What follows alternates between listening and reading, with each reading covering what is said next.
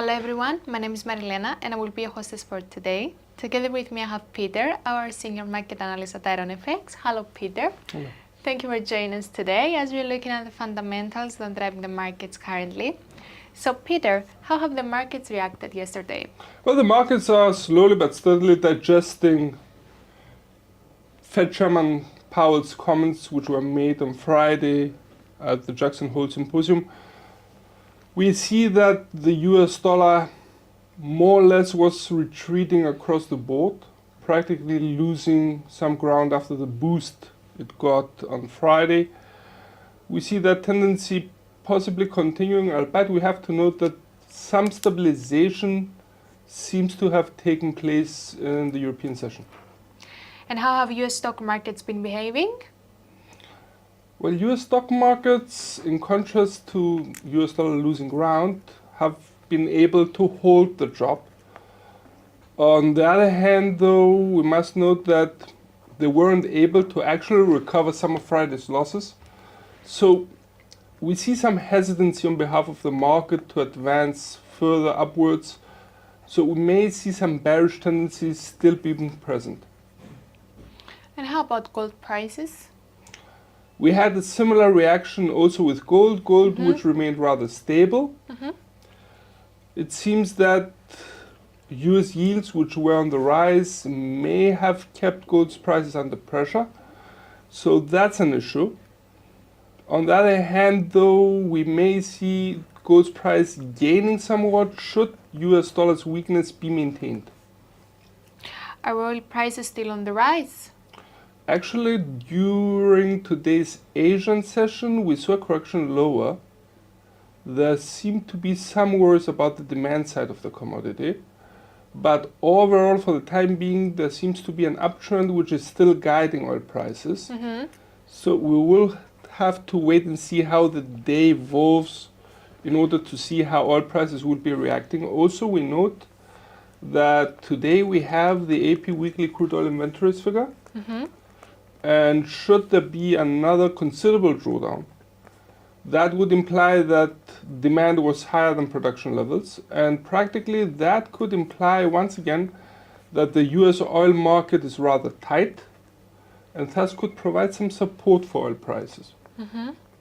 What's in the calendar for the day? Well, we already had from Switzerland the COF indicator. From the Eurozone, we had the business climate, the economic sentiment, the industrial sentiment. But the highlight for Euro traders today, I think, will be most probably Germany's preliminary HICP rate. That's for August. The rate is expected to accelerate. And should that be the case, we may see the Euro getting some support, as that would practically intensify the pressure on the ECB to act regarding further and faster tightening of its monetary policy. I would like also to see tomorrow Eurozone's preliminary HICP rate, but I think that the Germans today are going to give us a preview of what's happening with inflationary pressures in Europe. Other than that, we would have in the American session the US consumer confidence indicator. That's for August. It's expected to rise and could be providing some support for the USD, as it would imply practically that the average US consumer is more optimistic, and that could drive retail sales even higher, thus contributing to the recovery of the US economy. And I would also note, due to the focus of the market on the employment data for the US, the JOLTS job openings, that's for July, but still I would keep an eye on it. Should it rise substantially, we may see the US dollar getting some additional support. On the monetary front, we have Richmond Fed President Barkin and New York Fed President Williams, which will be speaking in the American session. Most probably, I would expect them to stick to the Fed's hawkish script. And if that's the case, we may see the USD getting additional support, as that would renew the market worries about the Fed intentions.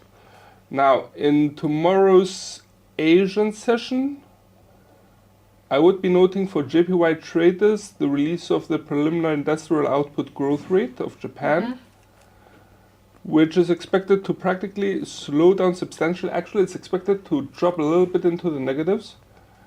And if actually so, could weaken JPY. Also note that we have BOJ officials speaking. Should they sound dovish enough, could also weaken JPY. For Aussie traders, I would be noting from China the release of the NBS PMI figures. They are for August, especially the manufacturing PMI figure, which if it rises especially above 50, could provide some support for AUD, as it would imply practically that the Chinese manufacturing sector expanded at a faster pace, and more or less that could imply a wider amount of Australian raw materials exports towards China. On second note, especially about the Aussie, I would highlight that on Monday we had the release of Australia's retail sales, which more or less accelerated more than expected. That was a positive for the AUD. On the other hand, though, during today's Asian session, we had the building permits growth rate, which slowed down, actually declined into the negatives. And that was a negative. Overall, though, both releases on a macroeconomic level may leave RBA rather unimpressed and keep its hawkish rhetoric, which could provide some support for AUD. Any final comments? Well, I would like to see whether the correction lower of US dollar is going to continue, or whether the financial releases and the Fed policymakers are going to provide another boost for the USD. On the flip side, should that be the case, we may see US stock markets dropping once again, given also the hesitation which was on display yesterday. The same would also apply for gold prices. Great. Thank you, Peter, for your time. And everyone for watching. Join us after a short break for technical analysis with Peter Iosif.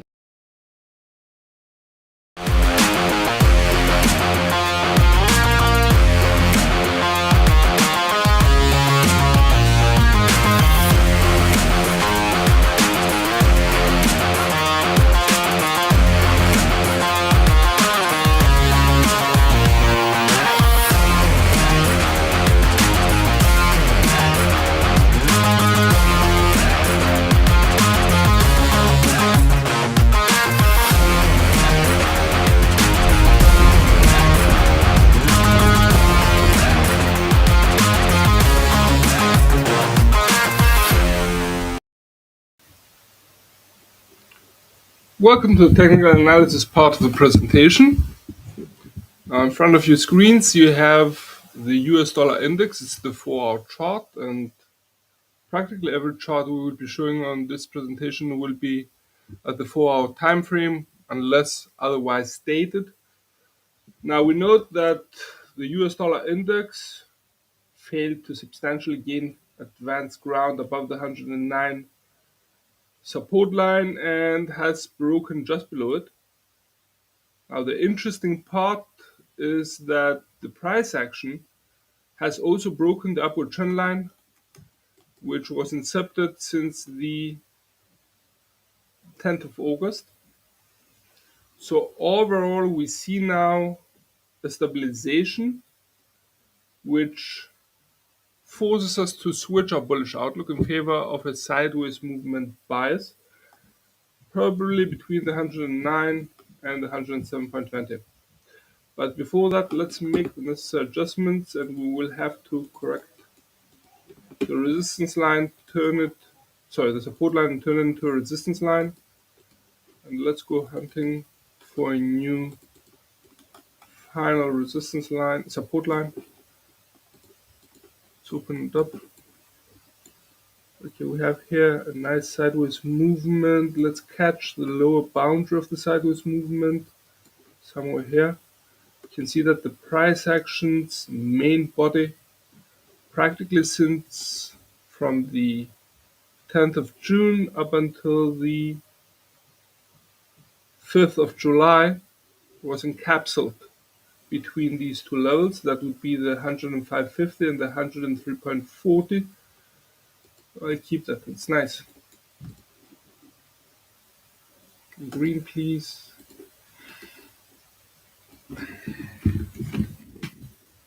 Let's correct also the labels. Overall, the US dollar has been dropping across the board yesterday to a greater or lesser degree against other currencies. And that's going to be shown also practically on all FX pairs which are USD related.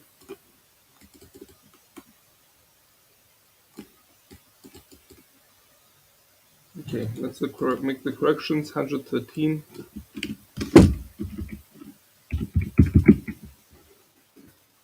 And a resistance line. New mid resistance level would be the 111. First resistance line is going to be placed now at 109. Used to be a support line, but given that the price action has broken below it, is now being turned into a resistance line. First support line is being placed at 107.20. Second support line being placed at the 105.55. And the final support line being placed at the 103.40.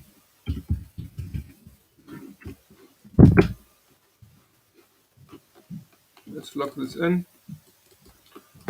So we tend to maintain a bias for a sideways motion given that the price action has broken the upward trend line guiding the pair since the 10th of August, probably between the 109 resistance line and the 107.20.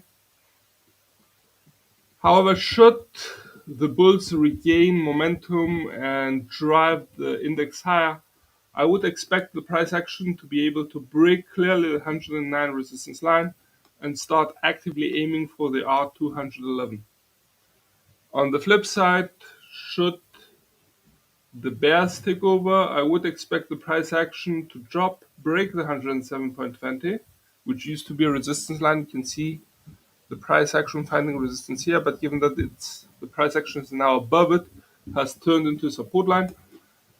Break the 107.20 and start actively aiming for the 105.55. Note how the level practically provides support here and here. The RSI indicator is slowly dropping below 50, but nothing conclusive. So I would be keeping the sideways bias. Also note how narrow the Bollinger Bands are. They widened a little bit, but overall they're still at a narrow level. And that tends to imply how low volatility for the time being is. So sideways motion should be within the range of the price action for now. Let's have a look at Euro USD. Still in the 4-hour chart. Euro USD, which rose. And interestingly enough, seems to be rising even further during today's European session. So there is an upside potential. Now we could draw an upward trend line, something like this, but it's still premature in my opinion. I would like to see more peaks and more troughs before actually drawing an upward trend line here. But the potential is there. I wouldn't say no. For the time being, let's make the necessary adjustments. It's nice to see Euro USD actually rising above parallel level once again. Let's go for another resistance level somewhere here, practically resting on this peak here and was aimed for here. Seems good. We'll be keeping it at 1.029 in red.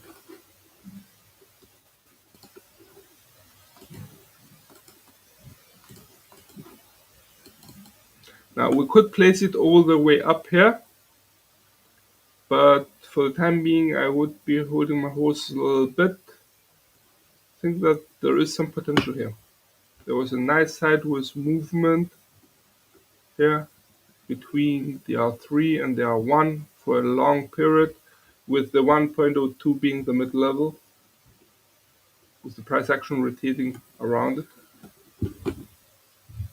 So I would be keeping it. Let's make the necessary adjustments. Once again,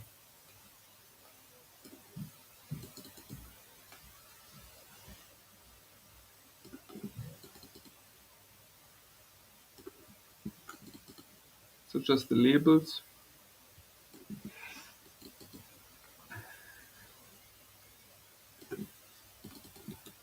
Let's correct them. The final support line is being placed now at 0.98. Second support line being placed at 0.99. Sorry.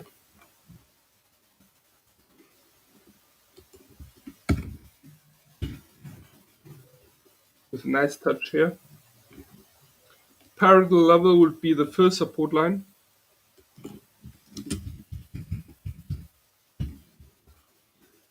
Second support line, first resistance line, now being placed at 1.0095.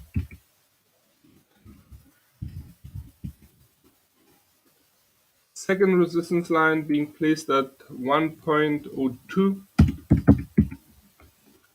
And final resistance line being placed at 1.0290. We tend to maintain a bias for a sideways motion. For now, however, bullish tendencies could be present. Please note that there seems to be an upward momentum indicated by the RSI indicator. It would be more clear if,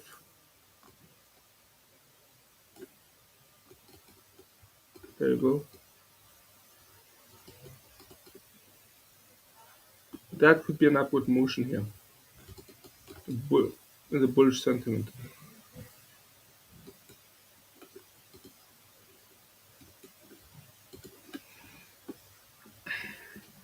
But nothing conclusive yet. So for the time being, we tend to maintain our bias for sideways movement given that the downward motion has been interrupted. That was since before yesterday. Yet, once again, I would be noting that bullish tendencies seem to exist for EURUSD, and should they occur, I wouldn't be taken by surprise. However, I would like to see higher trows and higher peaks, consecutive higher trows and higher peaks, before actually calling in the bulls. Okay. Should the bulls actually maintain control, we may see the price action reaching, if not breaching, the 1.0095 and start aiming for higher grounds. On the flip side, should the bears take over, I would expect the price action to break parallel level, and definitely I would require a clear breaking of the 0.99, as I would require lower peaks and shows than the ones here.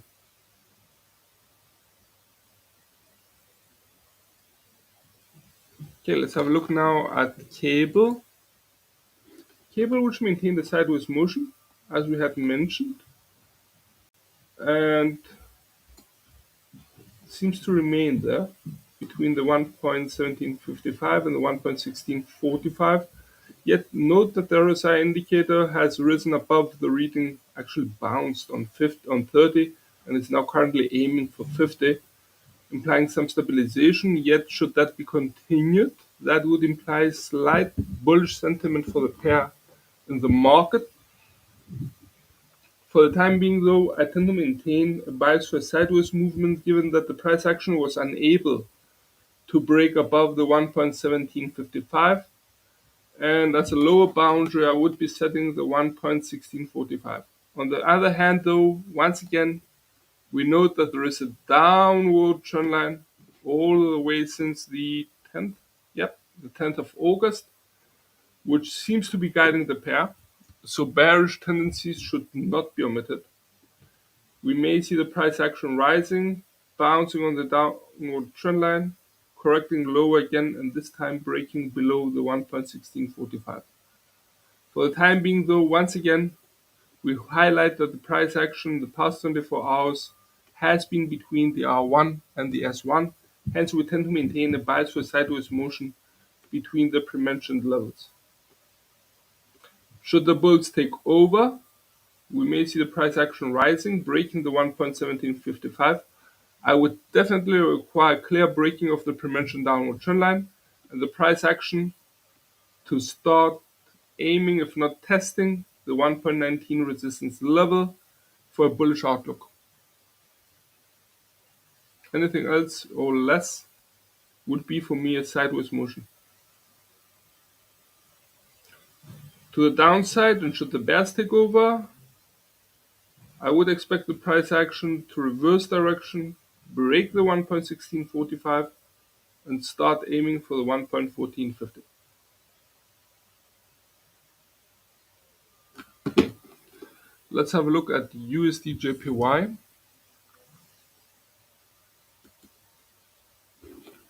USD JPY, let's adjust it. Always, here it is.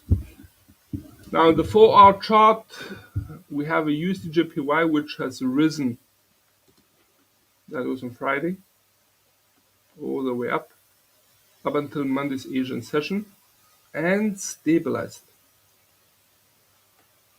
Practically, we see here that you have two conflicting elements. On the one hand, we have an upward trend line guiding the pair. On the other hand, though, we note that there is a stabilization of the pair. Actually, it's very slight correction lower. For the time being, we tend to maintain the bias for sideways motion between the 139.40 and the 137.45.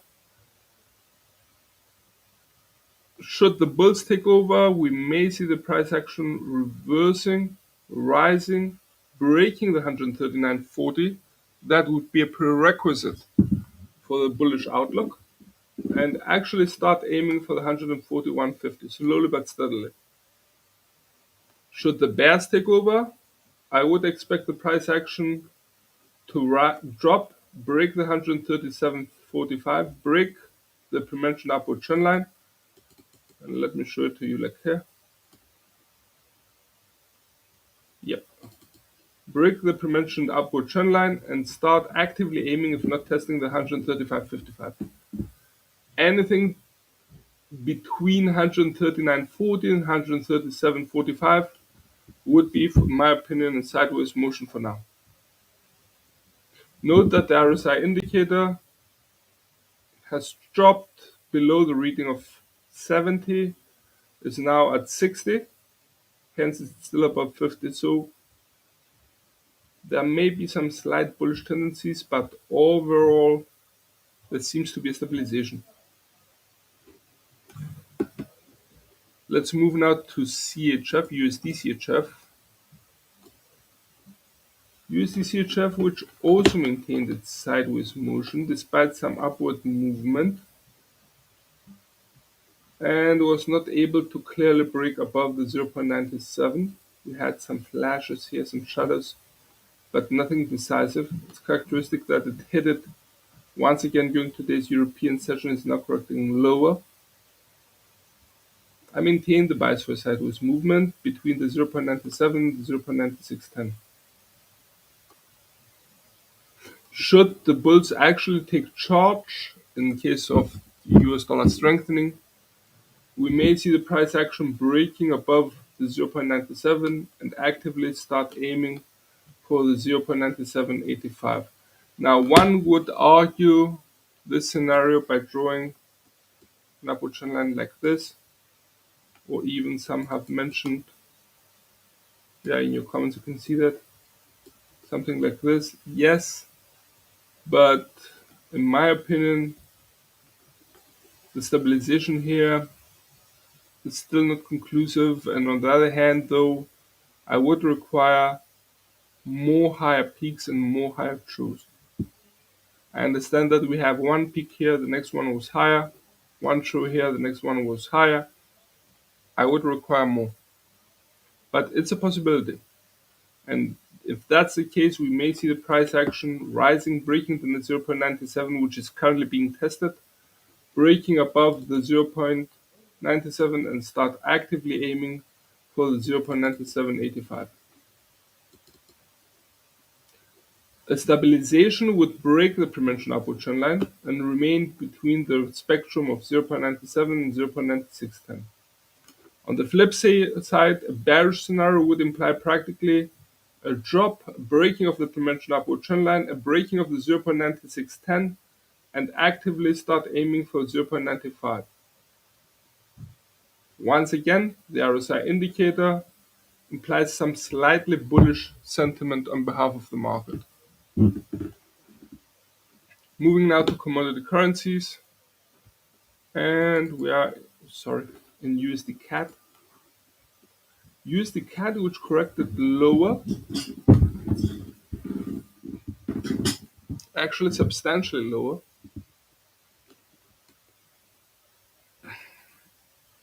and seems to be more clearly in a sideways movement,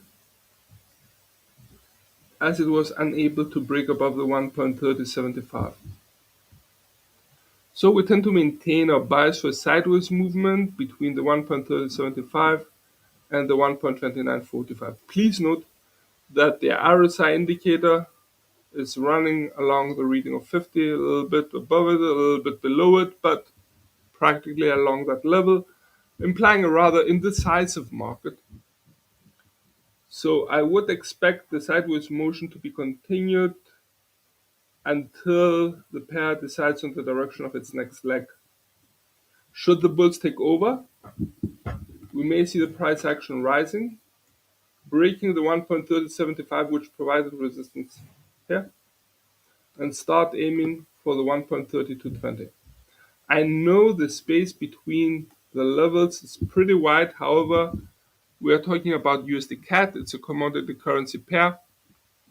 It's a little bit more volatile, so widen it a little bit just to be more on the safe side.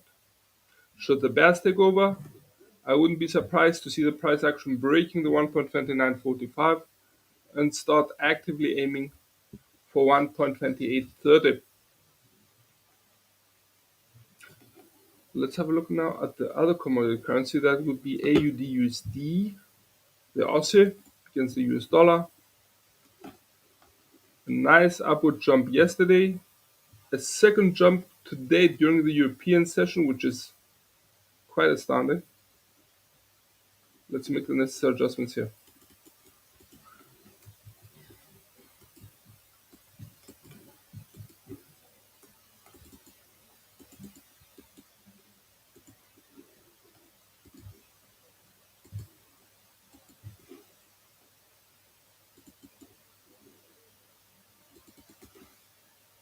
I would be placing my first resistance line here due to this peak here, and that the second resistance line, and that would be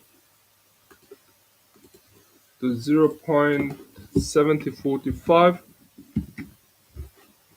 and the second resistance line is going to be placed all the way up here. Multiple touches here, so I'm keeping this level, and that would be the 1.7125 here in red.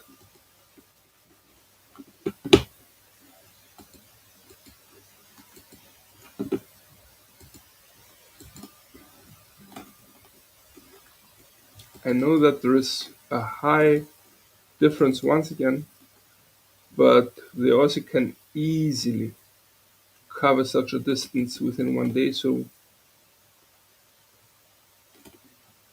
let's keep it.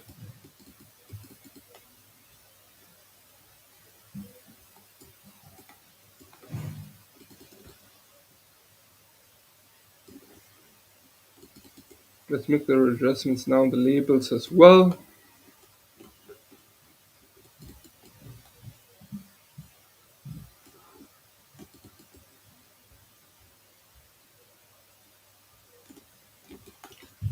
Final support line being placed at 6840. Second support line being placed at 0.6880. I know that's pretty close, but we have nice indications with support being provided here and here, as well as here, here, here, and resistance here. So both levels are pretty valid.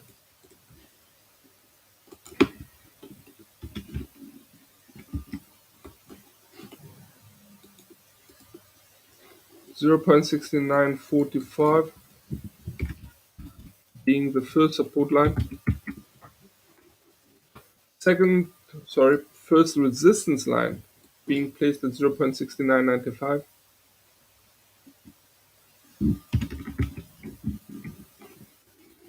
Second resistance line being placed at 0.7045. And final resistance line being placed at 0.7125. In my opinion, for the time being, the price action seems to remain rather sideways. I know it's a wide sideways motion between the R1 and the S3. You can see all this here. There are some bullish tendencies though present here. And that's more evident with the RSI indicator, which has risen from the level of 35, with the next row, actually the next peak, being at 48, correcting a little bit lower to 44, and finally being able to break above 50 and reach practically 56. So there seems to be some slight bullish sentiment here. It's a big question, and in my opinion, the sideways movement would be broken should the pair actually break the R1 0.6995 and starts actively aiming for 0.7045. On the other hand, though, a correction lower could also be placed, given that the pair has covered substantial distance within 4 hours.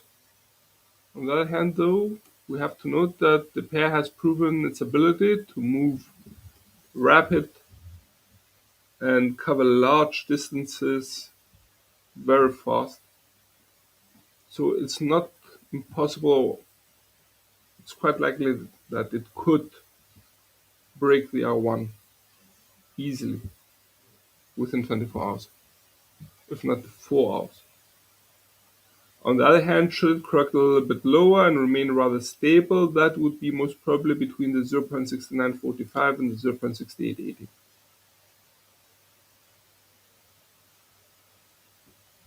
Should the bears take over, I wouldn't be surprised to see the price action dropping, breaking the 0.6945, breaking the 0.6880, probably testing the 0.6840. Should that be broken, let me add an additional level. I will be placing it somewhere here. And that would be the 0.68. And even lower, another one could be placed here. See this drop here? That would be the 0.6735.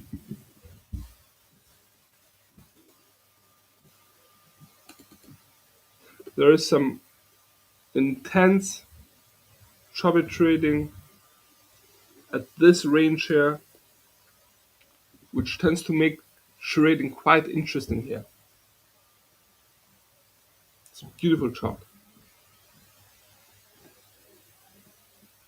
Okay, let's have a look now at gold's price.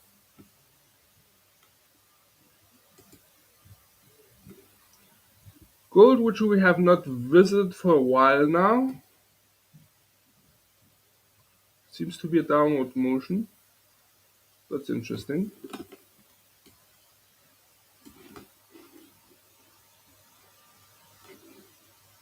But overall, I'm not so convinced. Okay, let's make the necessary changes here.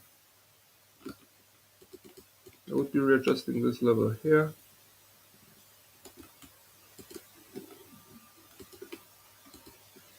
In red.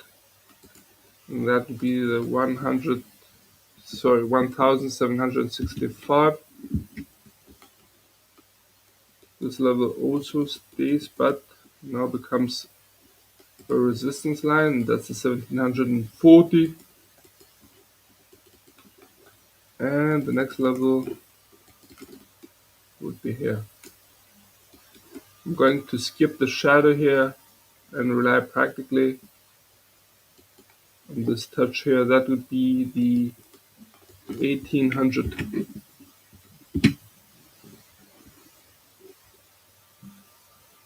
Yeah, it's a nice round figure. Now let's see for support lines. One support line could be placed here. That would be the 1710, 12, yeah, even 13. I'm going to raise this a little bit, 1802.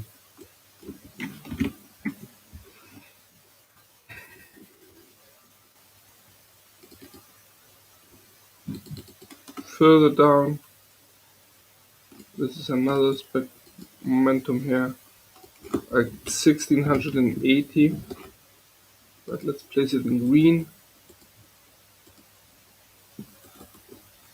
And let's go a little bit hunting here. Let's go a little bit back. Well, these prices have not been seen in a while now.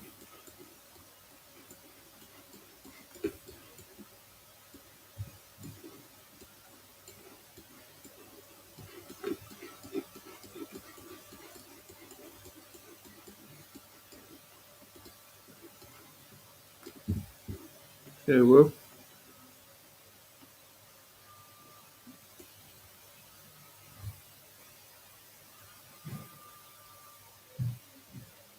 This was since the beginning of April 2020.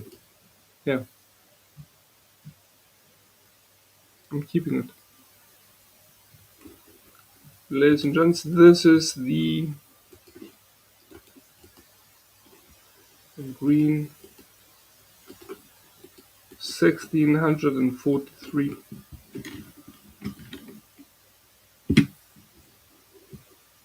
Could be 45. Let's have a look.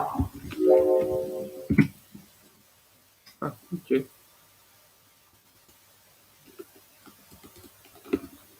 Let's lock this in. Make the necessary adjustments.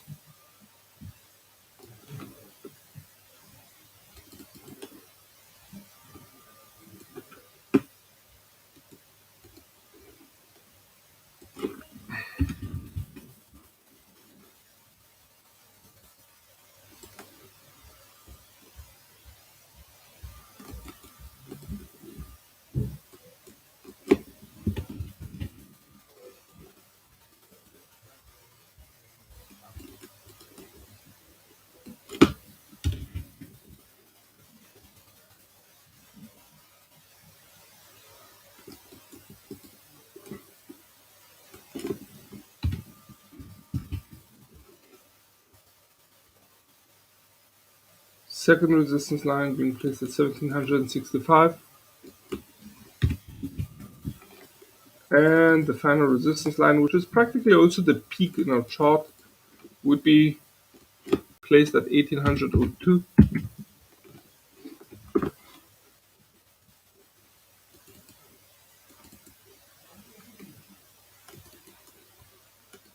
Now, let's make a start with the direction of the precious metal of gold. On the one hand, there's a clear downward motion, which started around the midst of August of the current month, actually on the 15th. It's a nice downward motion, yet seemed to have been interrupted, rose a bit, but renewed its bearish tendencies. Rose a bit, seems to be renewing it once again. Also note that there is an indicator below the forward chart has a downward motion, placing some distance slowly but steadily from the reading of 15. Actually, it's now at 41. So some bearish tendencies seem to exist here. It's natural given that dollar's price is on the rise. Gold is denominated in US dollars, hence more, or if you see an appreciation of the US dollar causes it to buy more gold with it. At the same time, US yields seem to be on the rise, and they could be creating practically a counterpart, a substantial counterpart for the precious metal as US bonds become more attractive. So bearish tendencies could be present. And on the other hand, though, there seems to be some kind of stabilization.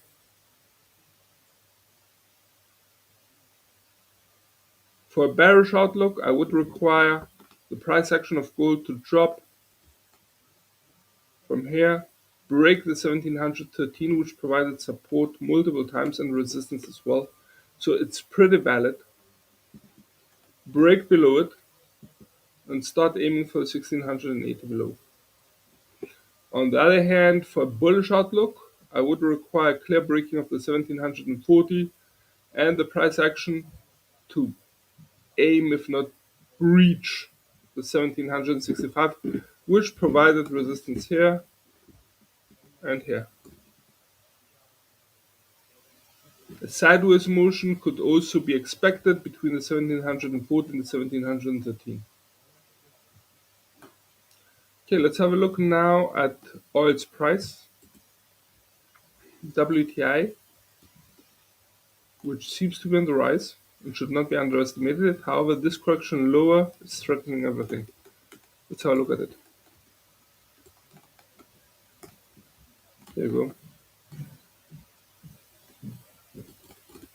Let's miss the corrections as well, the adjustments.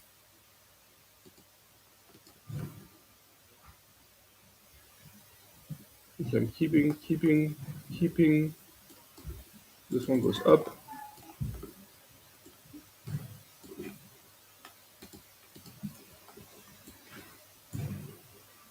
With the next level being placed here. Or here. No, here.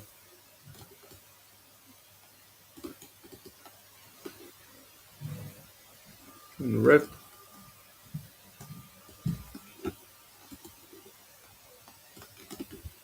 $112.70.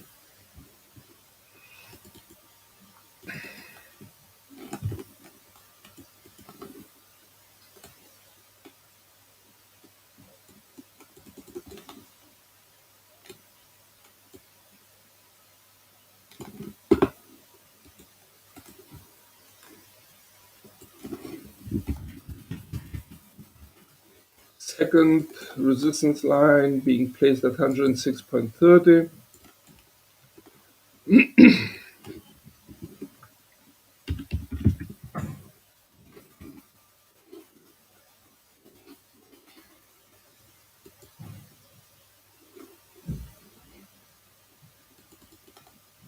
First resistance line being placed now at 100.65.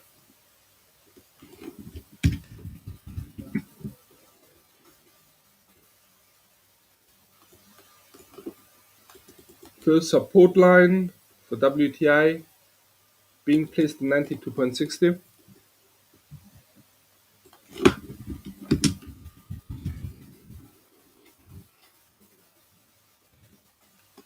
Second support line at 87.20. And final support line being placed at 62. Sorry, that should be 82. Yeah, 82.60.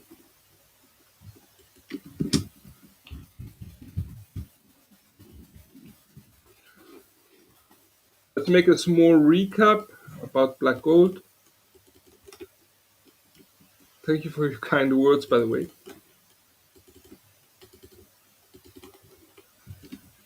Now, we tend to maintain a bullish outlook for WTI's price as long as the price action remains above the upward trend line, which has started since the 22nd of August. Note how the commodities price practically forms higher troughs and higher peaks. On the other hand, though, note that this downward correction here seems about to threaten the upward trend line. Once again, as long as it remains above it, we maintain our bullish outlook.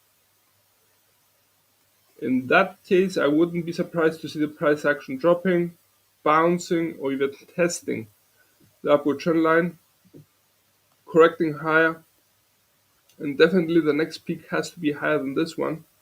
So I wouldn't be surprised to see it testing the 100.65.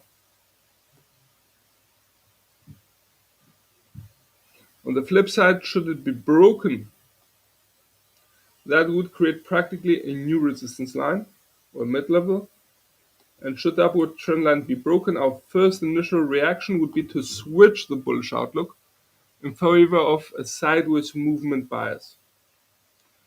For a bearish outlook, mind you that the RSI indicator is dropping dangerously. It's currently aiming, it's still above, but aiming for a reading of 50.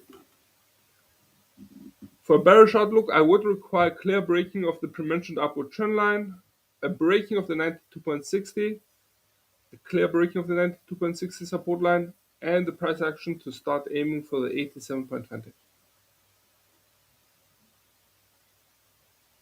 Okay, let's have a look now, a final look at US stock markets and specifically at Dow Jones. I see that some of you are requesting it. Okay, that's an interesting move. Let's make the readjustment so we have better visibility.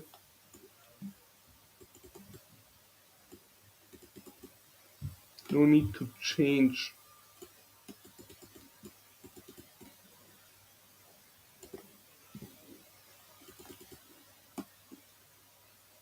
Okay, after the wide drop on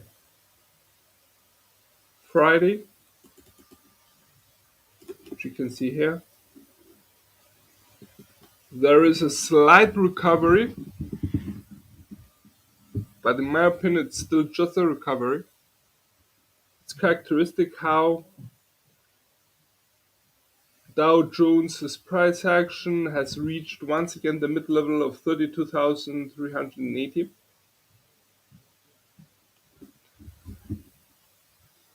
I would require a clear breaking of that mid-level and actually for the price action to return back to the 32,900 before calling in a stabilization as such. For the time being, the bearish outlook is still present. It's still below the levels it was before Friday's drop.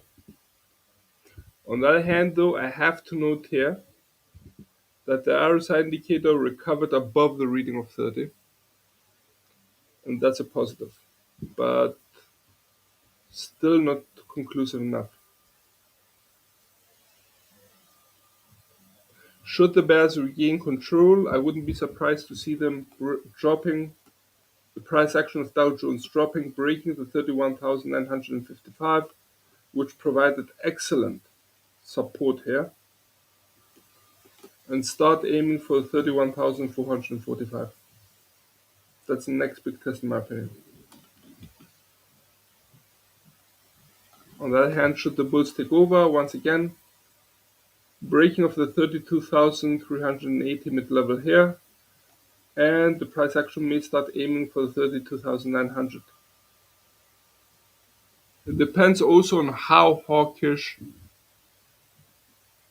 Fed officials, which are scheduled to speak today, it's Richmond Fed President Barkin and New York Fed President Williams, should they sound hawkish enough, given that the Fed follows nowadays a hawkish script, that could cause US stock markets to a renewed drop, maybe not as wide as this one Friday, but still a renewed drop breaking the 31,955 and start aiming for 31,445. That should sum it up from all of us here at IronFX. Best wishes for solid trading.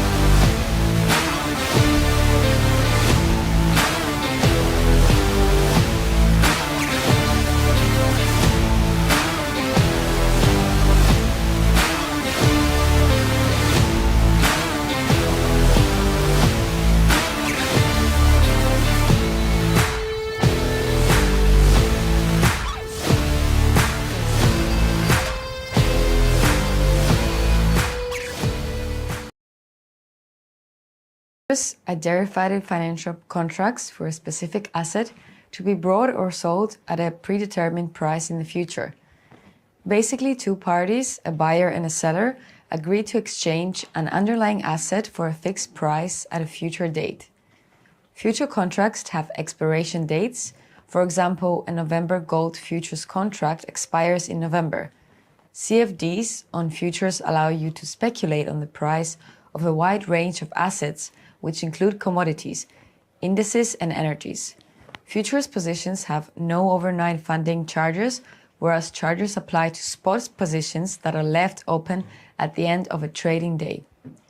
Futures trading is preferred by traders who wish to take a long-term position on an underlying market because they won't incur multiple overnight funding charges. Future contracts allow traders to speculate on the direction in which the price of an asset will move. Future contracts are leverage, which means you can control a large contract value with a small initial deposit known as margin. The margin required by the broker depends on the size of the contract, the investor's credibility, and the broker's term and conditions. Futures can be used for hedging the price direction of an underlying asset. The purpose is to reduce losses that may be caused from potential price changes. Most futures markets offer deep liquid markets, particularly in the most commonly traded instruments such as commodities, currencies, and indexes.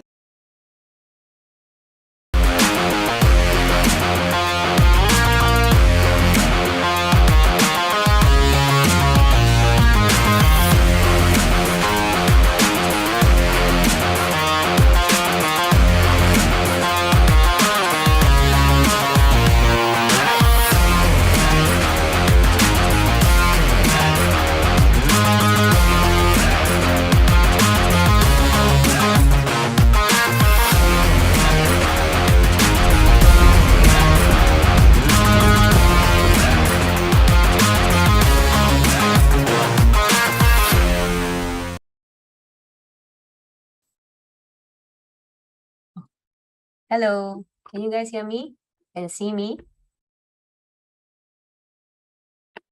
Welcome to another session with IronFX. My name is Annabelle.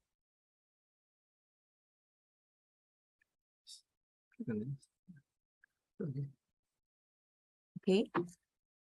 So welcome, Posthumous. Welcome, Deepesh.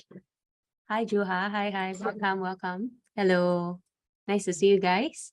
This is the first few session of the forex army together with IronFX. This is my first few session. So nice to see you guys. Let me know where you guys are tuning in from in the comment section. So I have another page that is open and I will be answering any of your questions if you do have any. So feel free to just post any comments, any questions while I go through the webinar. So let's give the rest of the attendees a couple more minutes before I start. So today's session will be the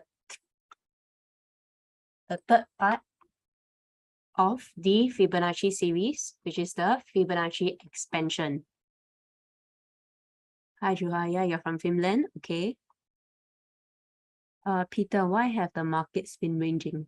Which markets are you talking about? So maybe this couple of hours might be a bit sensitive because there's a big news coming on tonight, the CPI. Right. GU, maybe we can take a look at that later.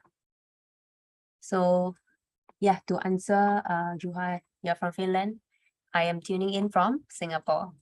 Nice to see you guys.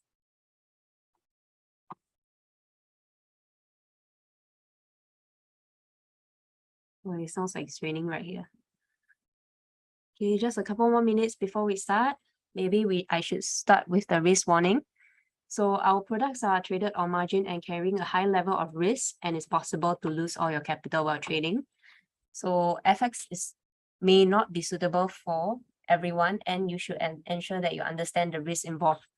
Disclaimer: the information in this webinar should not be construed as investment advice or an investment recommendation.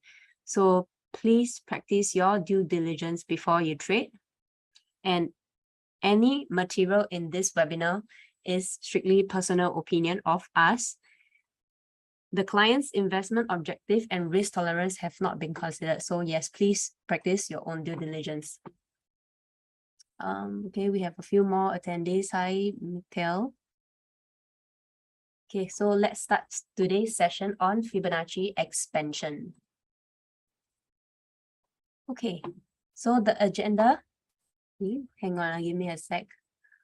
Okay, so for today's agenda, it's quite clear. I'll be touching on the third part of the Fibonacci retracement, which is the Fibonacci expansion. So this is quite an important tool because it's where we will catch the reversals, where you can fine-tune your entry or fine-tune your entry levels and probably your take profit or your stop loss. So let me know if you have ever used the Fibonacci expansion. Yep. The agenda today will be, I will cover some parts on the ideal market structure. So it's kind of like a recap on the Fibonacci as a whole, in case some of you guys have never seen it or you have missed the past sessions. Following the trend line, the different retracement levels, Fibonacci, this should be expansion, sorry, and then Fibonacci levels below and above 100%, the live practice. Okay, so this is me, Annabelle.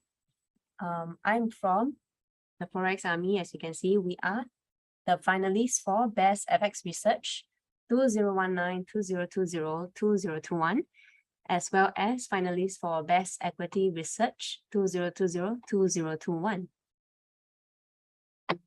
Okay, let's start with the recap.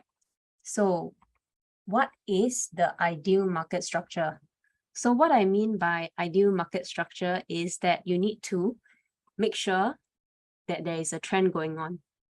So let me just draw. Okay, as you can see here, this is an ideal market structure. It's a very nice bullish momentum right here. So you do not want to go to the 15-minute time frame to catch all the small waves because it will be inaccurate.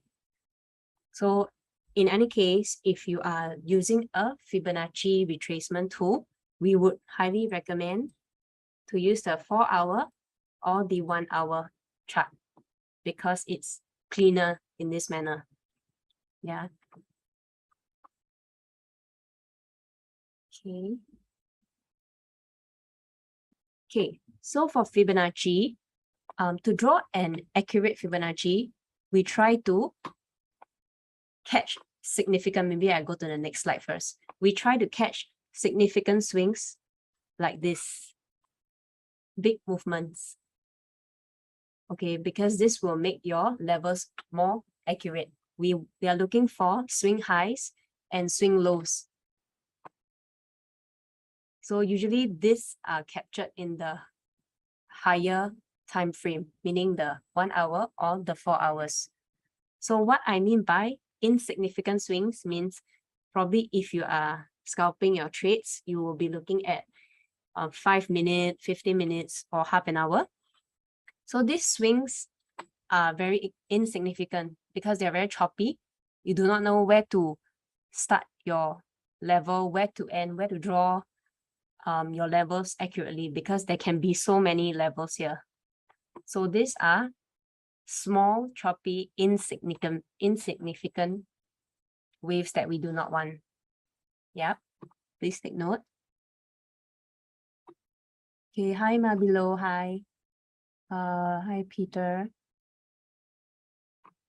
Hi, welcome to this session where we are talking about Fibonacci expansion. Do let me know if you guys have any questions at any point in time. I will just answer if I have the time. Okay, so following the market structure, okay, while drawing your Fibonacci, you do not want to cut across like this.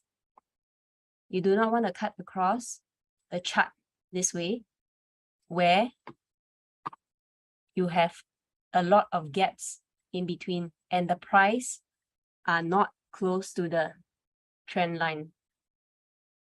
Yeah. So an accurate, maybe let me just show you guys some examples, some live examples. Okay, so in order to draw your Fibonacci, what we do is we will draw, let me go to a higher time frame. You want your trend line, which is this blue line, to connect as close as possible to your price. It shouldn't deviate much. So this is a very clean line that we are looking at, a very clean Fibonacci trend line that we're looking at. Instead of maybe, instead of this.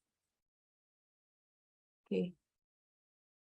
This might not be as accurate because of this part, which is a bit messy. Okay, so you try to draw as close as possible to your price. See the levels. Let me adjust this here. Okay. Try to be as close as possible to the trend line that you're going to draw for a more accurate Fibonacci retracement tool.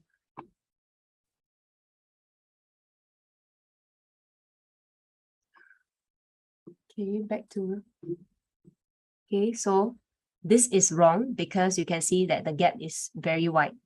So this might not be a good Fibonacci trend line that we are looking at. So there are two rules that I always follow. The trend line must follow the price structure clearly, and the trend line can deviate, but not by too much. Okay, so in this example here, this line that they draw is very clean, where the prices are following the trend line. So this is a nice Fibonacci retracement. Okay, so let me refresh your memory on the different Fib retracement levels. So we have previously already learned here. This is the Fibonacci retracement, which is between 0 to 100. Anything that is beyond the 100 will be your extension. So this one we are looking for the Nike tick. This is covered during the previous session. Later I will show you guys how you can find previous session on IronFX website, because these are all recorded. And today we are learning Fibonacci expansion, where it goes below the 0, meaning the negative zone. So these are called expansion.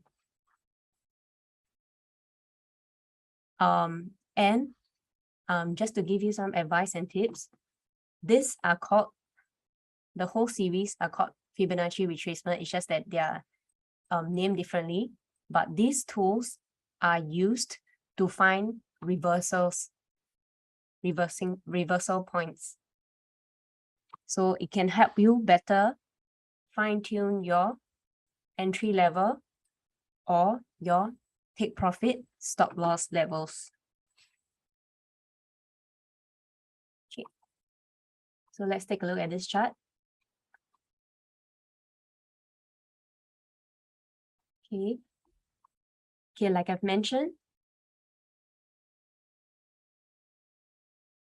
okay, the 0 to 100%, these are called retracement levels. Yeah. So if the price reaches here, this is still within the retracement zone. But if price comes here and goes down, this is called the expansion. Alternatively, price could also, let me get my pen, hang on. Okay, price could also come back down here and go all the way up to the 100%, breaks this level and go beyond the 100 to the 127.2 level. So these are called the extension levels. Okay, please take note of these important levels. These are all key levels.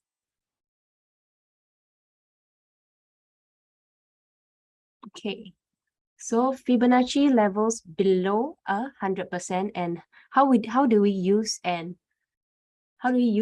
spot the levels, and are they really useful? Let me know in the comment section how many of you guys have actually used the Fibonacci expansion. So in my opinion, actually Fibonacci expansion will not be as useful on its own. Mikhail, I've used the retracement. Okay, that's great. But have you guys used the expansion before? So in my opinion, I feel that expansions are not useful on its own. It's not very effective. It has to be used with all the other retracement tools like your extensions and retracements. So at the end of the four sessions, you guys should know how to use it all together, where we can use the confluence to fine-tune all our entry levels or take profit. Okay. So some examples before I go to the live trading charts. So I have put in some effort to go back in time to find some of the good examples that can simplify what are Fibonacci expansions to help you better understand it. So for Fibonacci expansion, you can see here, I think this is, let me see. This is GU. Okay, so just now someone, Peter, you have mentioned GU. Okay, this one would be GU, but probably in July. So this example you can see here. Okay, for Fibonacci expansion, we are looking for a retracement of at least 50% and above. Yeah, 50% and above. So point number one, we will be looking for a retracement level of more than 50% before we consider that as a strong or effective expansion. So right here, you can see my Fibonacci retracement tool I have drawn from here to here, and then it has already corrected more than 50%. So it's that it has slightly broken my 78.6. So once it has broken or tested anything above 50%, you will look for a reversal you wait for a reversal to come back. And at this point, then you will take note. So number one, it has to retrace more than 50% and then bounce back to test at your 0% before I will take note of this trade to call it an expansion. So essentially what you are looking for is a flash. Yeah. So for expansion, we are looking for a flash. It can be downward or it can be upward. So long as it expands, it retraces more than 50%. Okay. Retraces more than 50%. 50 to 100, not more than 100. Because if, for example, if it retraces, let me erase first. For example, if your price comes here, retrace more than beyond here, beyond your 100%, this is called an extension already. So your expansion will be invalid. Yeah. Okay. Mikhail, your question, expansion continues the original direction. Yes, it does, meaning to say, okay, so if it's a downward trend, right, it will look like this. It will retrace more than 50%, and then we are looking for it to go back down to the 0% level before it captures your attention to go to the negative 27 before it bounces up. So here is very clean. Later, I will show you guys some of the live examples. Okay, these are the ones that I screenshotted to make it easier and faster for you guys to grasp the basis of it. Yeah. So let me try on another. Okay. Okay, this is another example. So this is also GU. Like I've mentioned, okay, your Fibonacci retracement tool, you draw it. It has to retrace, number one, 50% or more. So in this instance, it has retraced already at the 50% mark. Okay, so we're looking for it to reverse. And in continuation with this trend, meaning I'm looking for this. So anyone can tell me what will happen next if this is a Fibonacci expansion? What should we be expecting? Let me know in the comment section.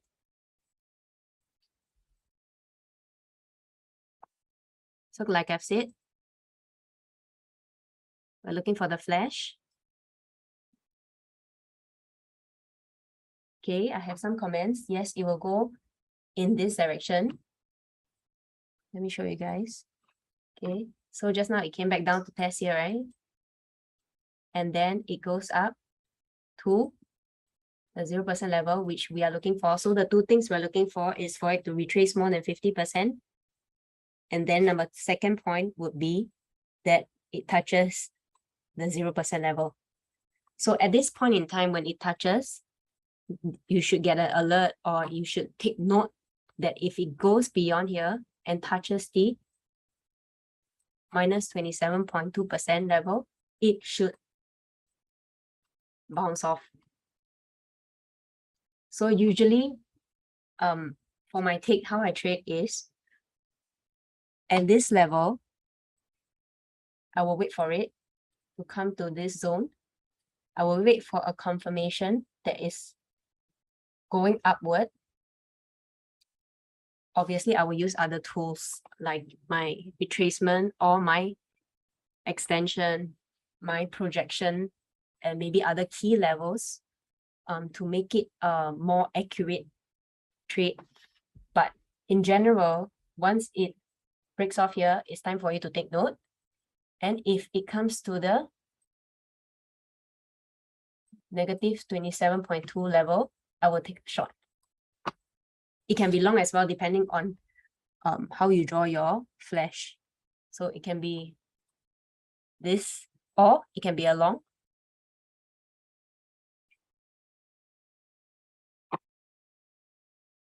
So depending on which way you draw your flash.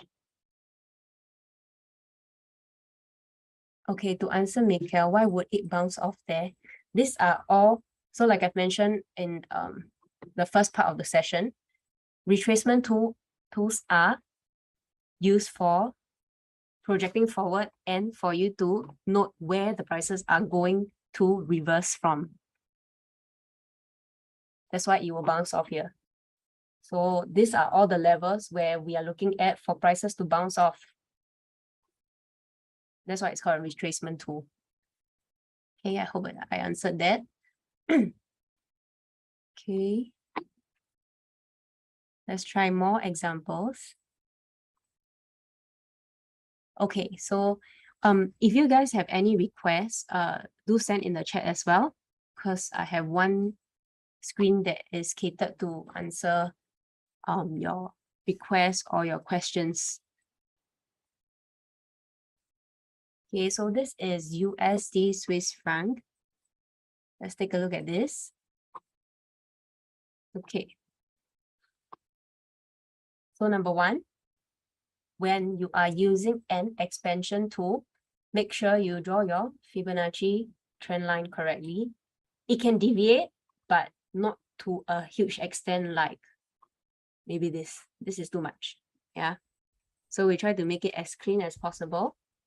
This way. Okay. So point number one for an expansion, you need it to retrace at least 50% or more. So this has already reacted 61.8% here. Reacted off and it's coming back. So this should look like a flash like this. So what we are looking for, or what we are projecting forward, is for price to come down here. That's point number two. Point number one, retrace 50% or more. Point number two, test the 0% level. Okay. So once it has tested, you will wait for a confirmation that is still going downward. Okay, this has already broken the key level here. So there's a downward confirmation. You will wait, probably an entry here. Might take profit.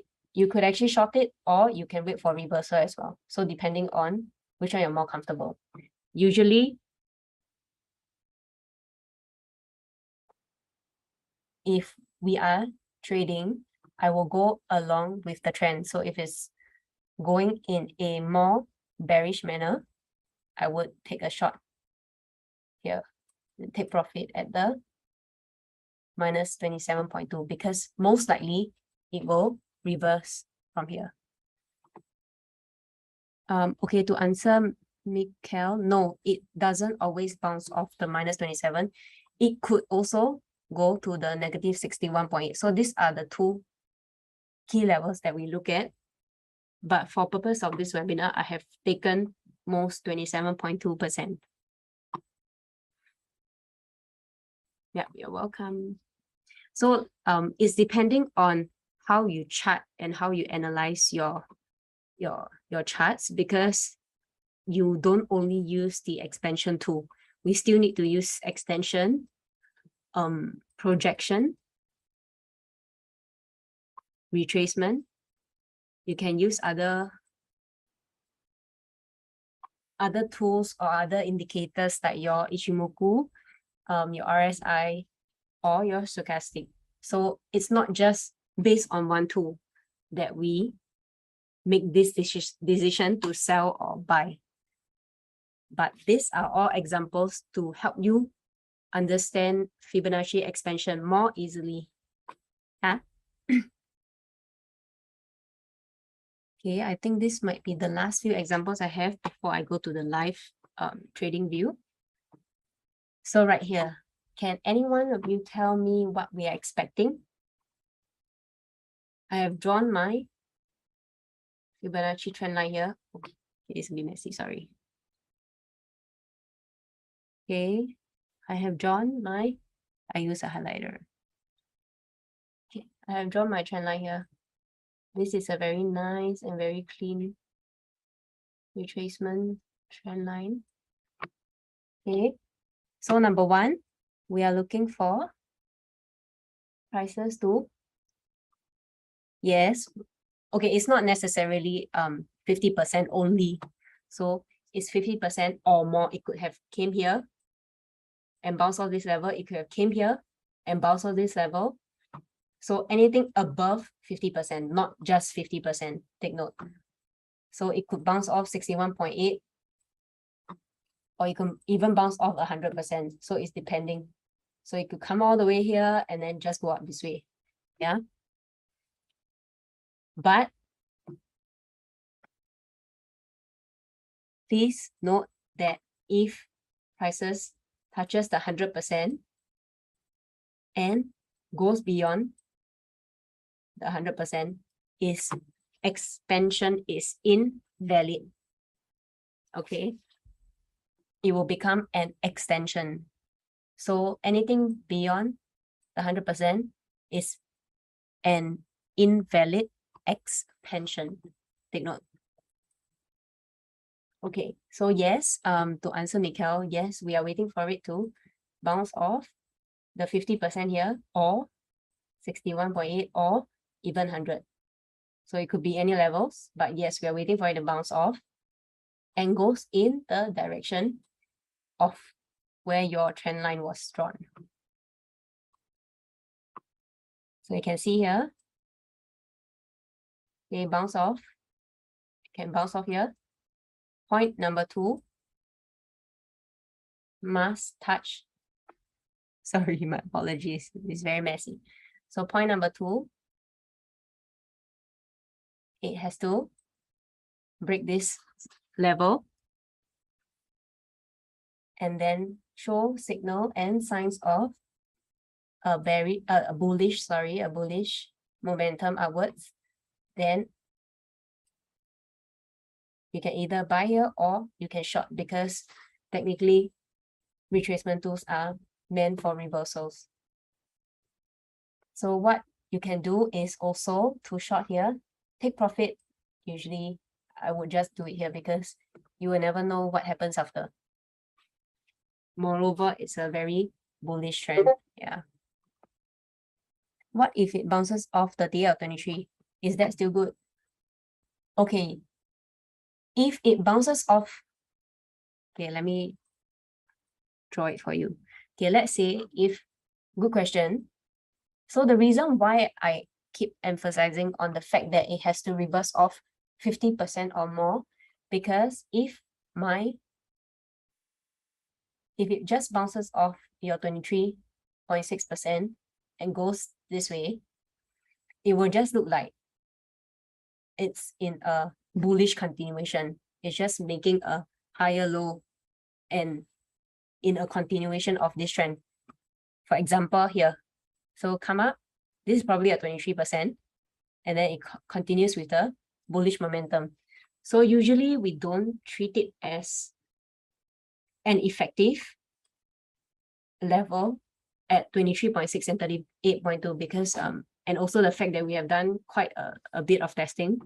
So it usually is most effective after 50%. Yeah. Okay, so let me go to the live charts to show you some examples.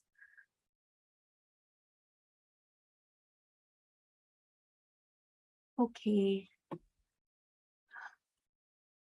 Let me find a good example for you guys. Okay, we can try this.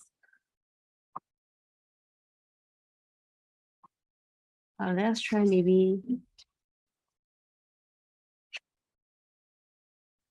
US. If there are any requests, please send in. I can do it. Oh, shoot. Sorry, this one is Slightly messy.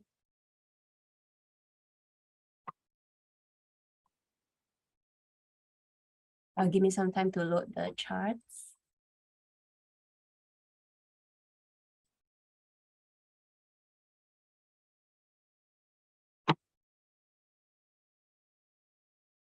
Okay, let's take a look at this. Okay.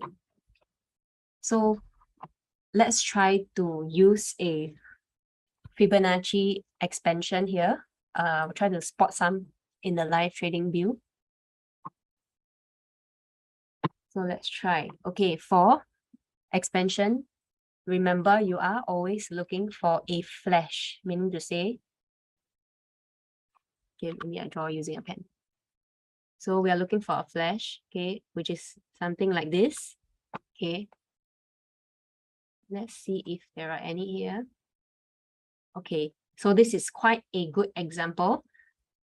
Okay, just now, Mikael, you asked whether bouncing off the 28, the 23 or the 38 will be a good gauge. Here I'm telling you that it will not be quite a good gauge because usually it should react at the 50% or more. Yeah, so you can see, can you guys see? Okay, this is a very good example that just happened a couple hours ago. Okay, price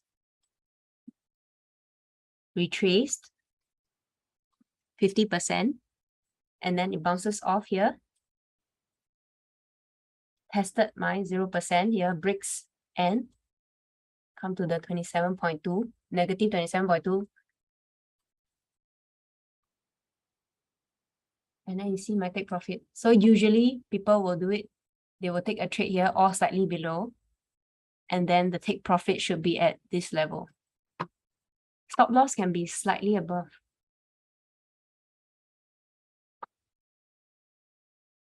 Okay, this is how people use, how we usually use retracement tool to place our entry level, our stop loss, our take profit. So it helps you to fine tune it together with other tools. Yeah.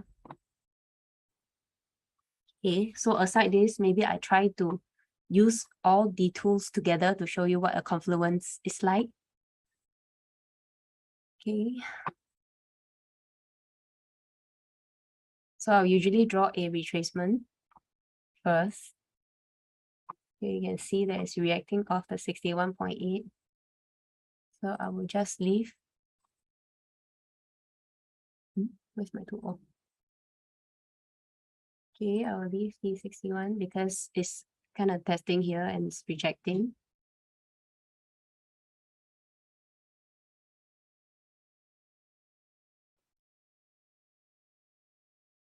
Okay, no news.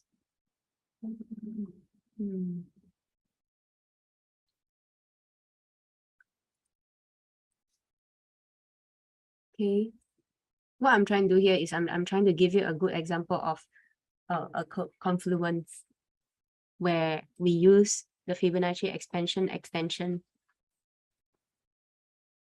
to fine tune where you should enter your positions. Okay, just give me a second while I find.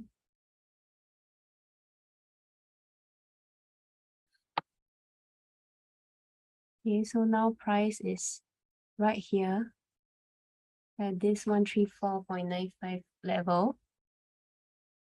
What I can do is, okay, it's kind of ranging, so it's very hard to predict what might happen, and especially if there is a big news coming tonight. So maybe this is not a very good example. We can do a back test.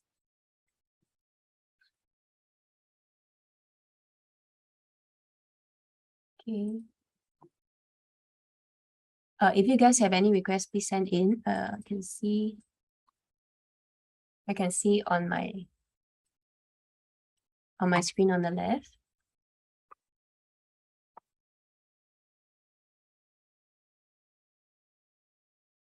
Okay. Okay, maybe we try USD JPY, then I will go to gold. Okay, no, this, okay, so maybe I'll give you an example of the extension. So you can see here, as you can see here, this is what we call an extension. So for example, if we do let's chop off. Yeah, so for example, if market is in this manner, yeah, I'm doing a back testing to show you some examples. Okay, so let's say if market is somewhere here now, what I would do is I would draw the retracement levels to see.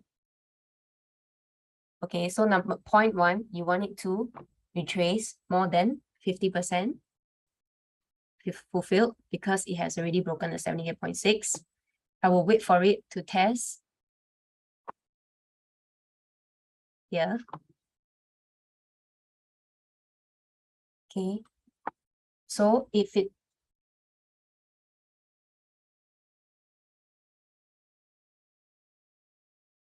okay, as you can see here, it's already broken the 100%. So this is what we call the extension. So this tool will bounce off the 127.2 level because for Fibonacci retracement, they are reversal tools. So here, I would then try to see whether, okay, wait, number one is already broken, so you can't see whether there's a flash because once it's broken, the 100% is invalid already. So this is called an extension. But what you can do is, let's try doing this.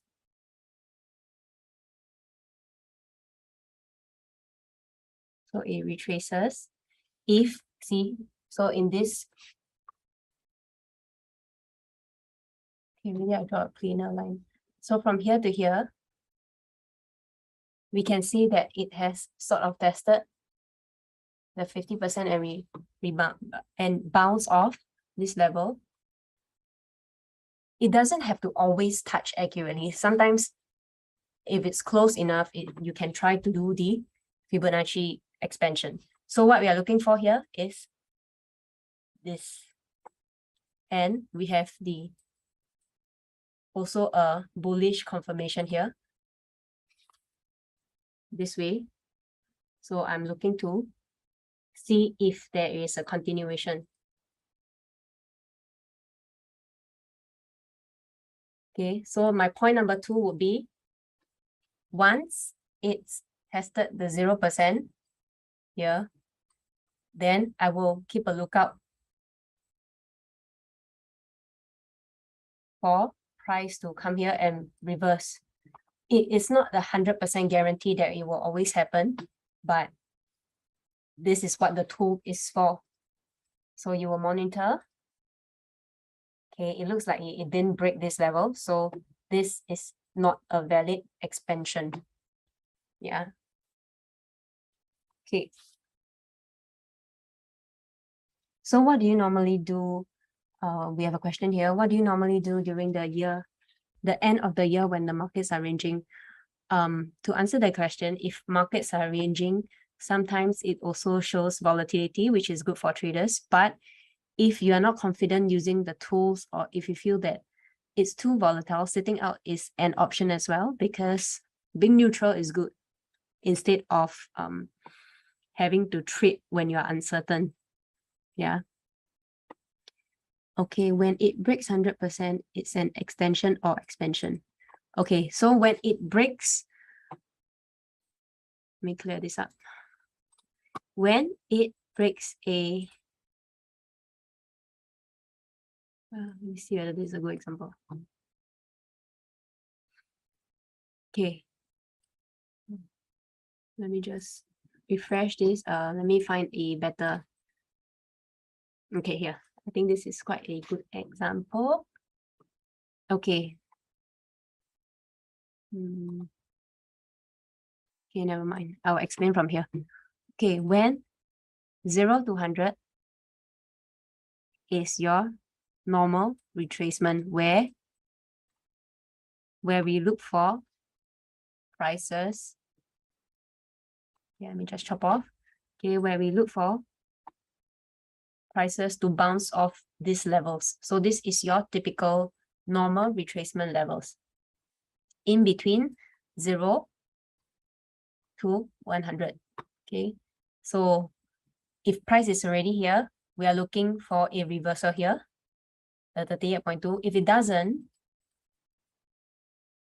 okay, maybe you can look at reversal at 23.6 or so. These are all reversal points for you to take note. Okay, so if price doesn't break any of these levels and it goes, okay, and it goes below 0, it becomes negative. This is your expansion. Do note that expansion and extension doesn't mean it's in a certain direction. It's depending on how you draw your Fibonacci retracement. Okay, so just take note of the numbers. If it's between 0 to 100 is your retracement. Anything below is called expansion in the negative zone. Anything that is beyond 100, which is above 100, is called extension. So take note that it has nothing to do with which direction it is at. For example, if it's negative, it doesn't mean it's here. If it's more than 100, it doesn't mean it's here. So it's depending on how you draw your Fibonacci trend line. Yeah. And to answer your question, which time frame is best for this? I would usually look at H4, H1, or even on a daily chart. So usually personally what I do is I will take a look at the daily chart to see where is the market sentiment going. So it's currently, I'll use a normal retracement tool to draw. Anyway, for expansion, you also use the normal retracement tool. All these are drawn by using the retracement tool. So it's just how you read the numbers. So I would use a day to see where the market is generally going. So it's still in a bullish manner for USD JPY. Then I will zoom in. So here I also can see that maybe there is a potential for a expansion, but technically it's not that great because it's 23.6%. But if you zoom in, maybe you could have drawn here to here. Okay, kind of tested the 50%, didn't break. Yeah. Let's see where it goes moving forward. See whether this works. Just be patient with me while we try this.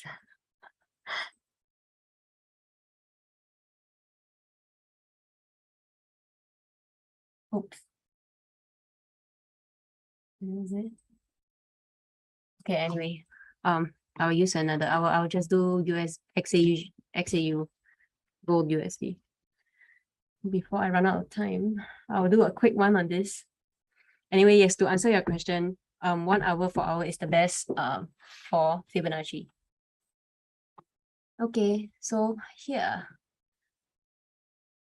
Okay, right away, I am looking at, this is quite a nice move. This, okay, remember, it always have to be significant. So we are looking at significant movement here, this way, yeah. So my chart would be something like this. It has already tested the 78.6. I'm looking for it to maybe touch here, bounce off,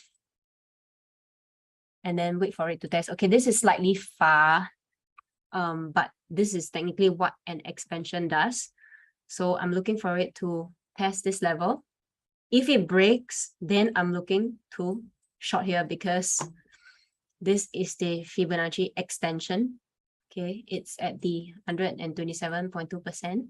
So I'm looking, if it breaks here, I'm looking for a short here to come off.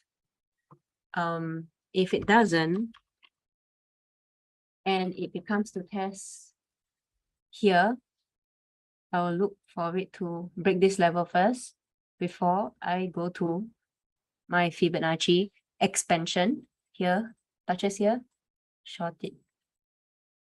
Okay, but if you want me to do, okay, I don't think I have the time, but in general, this is what we're looking for the expansion. Okay, maybe I do a simpler one. Give me a sec. Okay, I'm at the 1 hour time frame. Okay, so what we're looking at is, remember the flash, right? So this looks like a nice flash right here, significant movement. Okay, we can try to look out for the,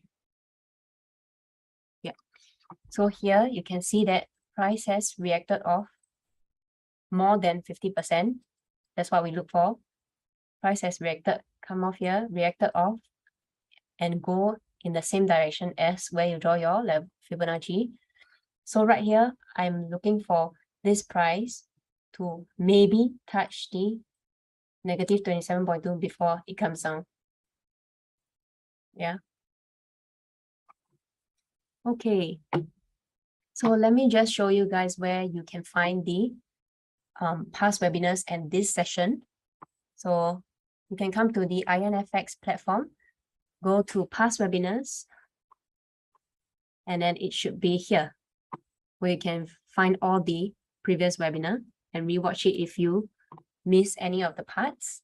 And also, recently, IronFX and the Forex Army, we have a special exclusive VIP trading room where we show our clients market forecast, and you guys can actually ask questions. On this platform. So it's a very exclusive and personal page where there's a one-to-one interaction. I can show you guys.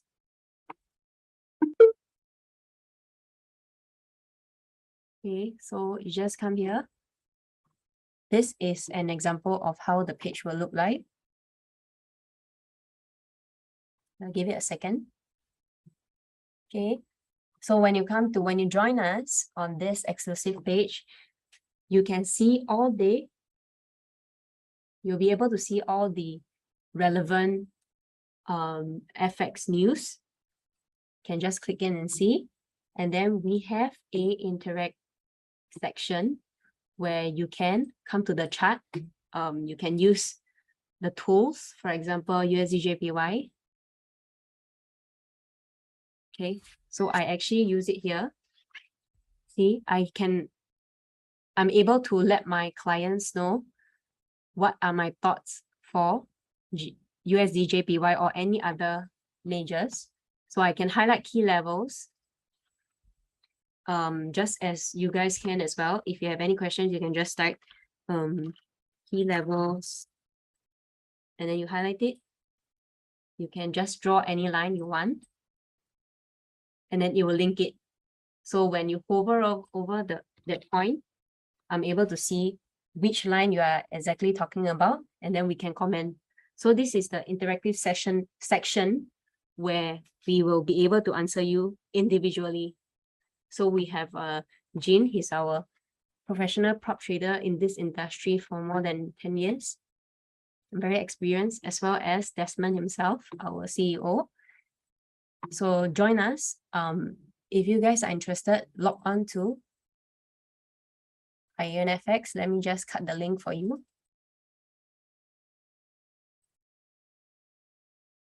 Okay, go to IronFX. I'll cut the link for you for easy access. Okay, we have you here. So these are the levels. You have a bronze. Give me a sec. Okay. Cut and paste. So this is where you register. Okay, so for to access the premium service, we have bronze, silver, gold, platinum, and diamond, depending on how much you have in your account. So for diamond 30,000 and above, you can direct message any of the traders and ask questions directly. Priority support weekly private 30-minute group call where we analyze and discuss charts. And you can also DM our chief trader. So it's depending on what needs or what you require, and then you can sign up accordingly. So we hope that you guys can join us. Please register. Okay, so I have come to the end of the session today. I hope you guys have learned as much as I do. I will see you guys in the next session. Thank you for tuning in. Thank you.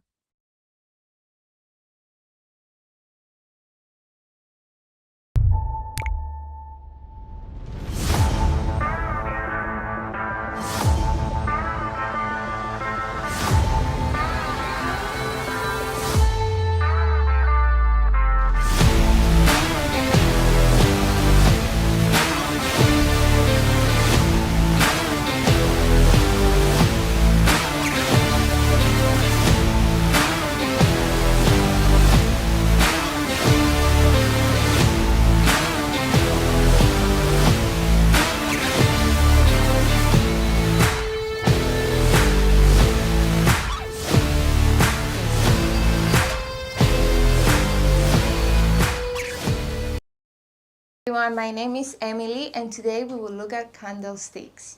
You may have seen candlesticks on a chart, but if you don't know how to use them yet, here is some useful information to help you get started.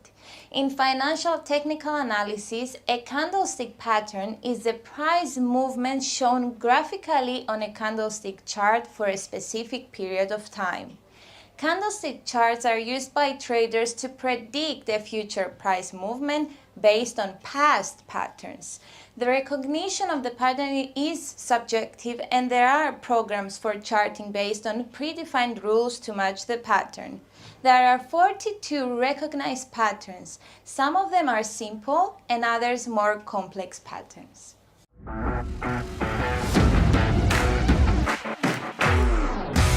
Something that most people don't know is how old candlestick charts are.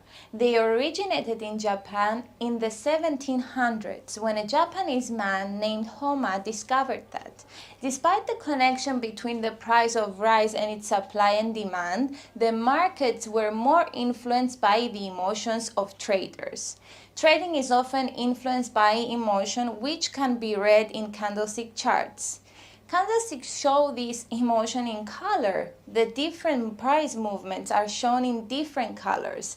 Traders use the candlesticks to help them decide whether to trade by analyzing repeated patterns that can help determine the short-term direction of an instrument's price. Candlesticks are ideal for short-term traders as they can help them decide when to enter or exit a trade.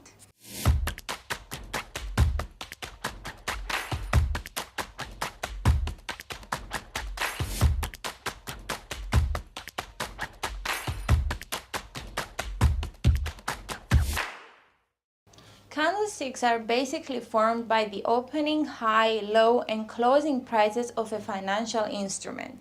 The main body of the candlestick is called the real body. The real body represents the price range between the open and close of that trading day. If the opening price is above the closing price, then the candlestick that is formed is filled and is usually red or black. If the closing price is higher than the opening price, the real body of the candlestick will be green or empty. In other words, the candlestick will appear white with a black outline. Traders can change the colors in their trading platform. For example, a down candle is often red instead of black, and up candles are often green instead of white.